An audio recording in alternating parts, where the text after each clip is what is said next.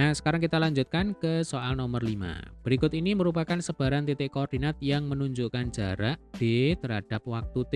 Variabel D dalam satuan meter, variabel T dalam satuan detik. Grafik tersebut menjelaskan seseorang yang sedang berjalan dari detektor gerakan.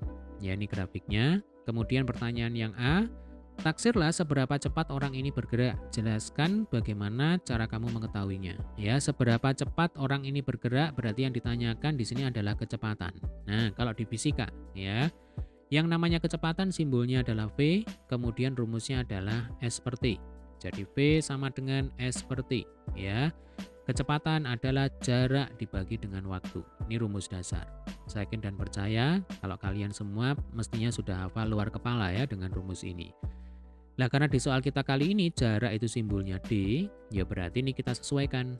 S ini kita hapus, kita ganti ya menjadi D. Jadi nanti rumusnya adalah V sama dengan D per T, ya sama aja. Nah, acuan kita adalah grafik. Ya, Dek ya. Nah, ini kalau kita amati, ada beberapa titik yang letaknya itu tidak tepat berada di kurva. Nah, maka di sini perintahnya adalah taksirlah. Taksirlah itu artinya kita menggunakan metode pendekatan. Ya, atau bahasa gampangnya kalau ada yang tidak pas, nah ini kita pas-paskan sedikit. Sebagai contoh ya, ketika T sama dengan 1 detik. Nah, ini kan titiknya tidak pas berada di kurva. Berarti ini harus kita naikkan sedikit, nah supaya pas berada di kurva. Jadi ketika T sama dengan 1 detik, maka nanti jarak tempuhnya sama dengan 1 meter. Ya, jelas ya. Kemudian ini lagi ya, ketika T sama dengan 2,5. 2,5 detik.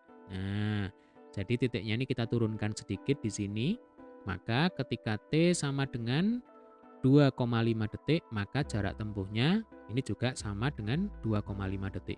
Yaitu namanya metode pendekatan, penaksiran. Ya. Lalu yang terakhir, ini ketika T sama dengan 4,5 detik. Yang ini. Nah, ini kan juga tidak pas berada di kurva titiknya. Ini kita paskan. Nah, kita letakkan di sini sehingga jarak tempuhnya sama dengan 4,5 meter. Ya, jelas ya. Oke, berarti kalau kita mau menghitung kecepatan, ya kita menggunakan rumus ini, acuan datanya adalah berdasarkan grafik. Di sini kita bebas, boleh menggunakan titik yang mana saja. Hasilnya pasti sama. Ya, kita pilih yang gampang-gampang saja, yang bulat-bulat saja. Berarti yang ini ya. Nah, ini kan T-nya sama dengan 2 detik ya. Jadi T sama dengan 2 detik atau 2 sekon. Nah, D-nya sama dengan 2 meter. Ya, Dek ya. Sehingga V sama dengan 2 per 2.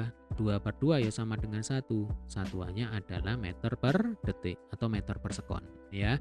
Sehingga jika ditanyakan seberapa cepat orang ini bergerak, maka jawabannya adalah orang tersebut bergerak dengan kecepatan kurang lebih 1 meter per sekon. Sekali lagi karena kita menggunakan metode pendekatan, taksiran. Maka lebih tepatnya ini bukan sama dengan, ya Dek ya, tetapi ini mendekati. Nah, mendekati 1 meter per sekon. Ya, kira-kira nanti simbolnya seperti ini. V mendekati 1 meter per sekon. Ya, jelas ya. Jelaskan bagaimana kamu mengetahuinya, ya berarti menggunakan rumus ini. Ya, jadi V sama dengan D per T, kemudian untuk nilai D dan T, acuan kita adalah titik-titik yang ada di grafik. Ya, jelas ya Dek ya. Sekarang yang B, buatlah tabel yang taksirannya sama dengan grafik di samping. Oke, berarti kita buat tabel isinya adalah waktu dan jarak tempuh ya, T dan D. Untuk T ini satuannya sekon atau detik ya Dek ya. Kemudian D jarak tempuh ini satuannya meter. Nah, kita buat yang bulat-bulat saja ya. Jadi ketika T sama dengan 1 detik, maka jaraknya 1 meter ya kan. Lalu ketika T-nya sama dengan 2 detik, yang ini, nah, maka jaraknya juga 2 meter ya. Kalau kita amati polanya ini 1, ini 2, yang ini 2. Maka logikanya kalau ini 3, berarti 3 detik ya, 3 sekon, D-nya pasti 3 meter dan seterusnya. Nah, ini sampai 5 detik ya. Berarti ketika T-nya sama dengan 5 detik, pasti nanti D-nya itu sama dengan 5 meter.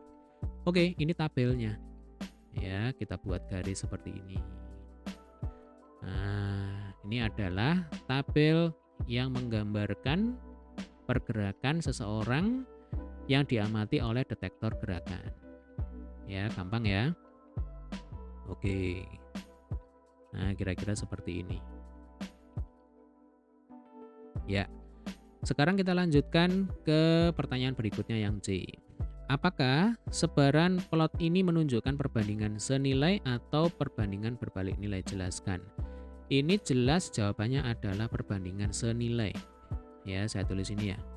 Jadi ini pasti perbandingan senilai. Nah, jelaskan ini berarti berkaitan dengan alasan ya. Karena kurvanya ya Dek ya, kurvanya berupa garis lurus berpotongan ya, berpotongan dengan pusat koordinat. Nah, ini syaratnya ya. Berpotongan dengan pusat koordinat. Pusat koordinat yuk 0,0 ya. Jadi kalau kita bicara sumbu koordinat kartesius x, y 0,0. Kalau di sini kan berarti t, d ya kan, waktu, jarak. Nah, ini 0,0. 0 detik ya 0 meter. Nah, kira-kira seperti itu. Ya, ini adalah jawaban soal yang C. Pasti perbandingan senilai. Kalau diminta menjelaskan ini berarti berkaitan dengan alasan.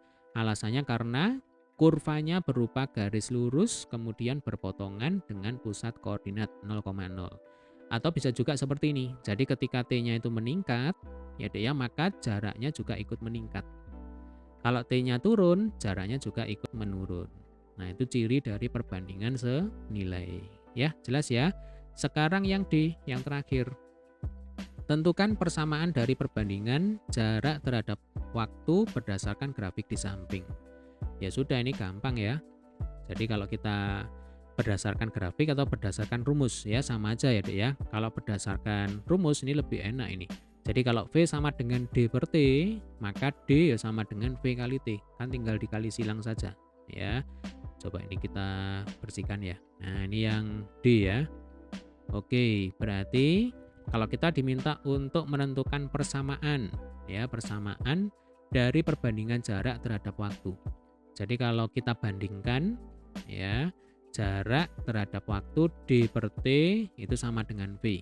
Maka yang namanya D itu sama dengan V kali T. Ya.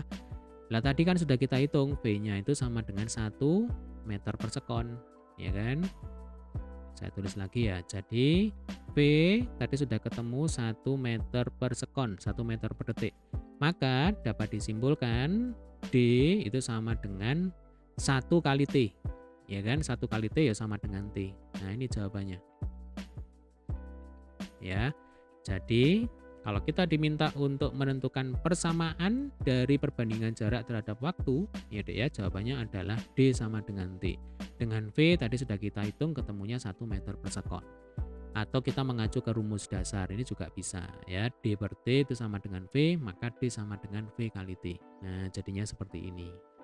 Baik, demikian tadi adalah pembahasan untuk soal nomor 5. Ya, jika ada pertanyaan, ada kesulitan, ada hal-hal yang ingin ditanyakan, ya silakan tuliskan di kolom komentar. Oke, sampai ketemu di video pembahasan soal berikutnya.